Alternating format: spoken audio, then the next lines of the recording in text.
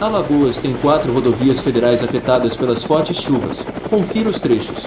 Trechos que cortam Novo Lino, Junqueiro, São José da Laje, Dois Riachos, Satuba e Bateguara estão interditados. A Polícia Rodoviária Federal, PRF, divulgou na manhã desta segunda-feira, dia 4, a lista atualizada de rodovias federais interditadas em decorrência do volume de chuvas que afetam Alagoas. Ainda conforme a PRF, são pelo menos 6 municípios alagoanos com estradas afetadas devido às fortes chuvas. Entre eles estão Novo Lino, Junqueiro, São José da Laje, Dois Riachos, Satuba e Bateguara.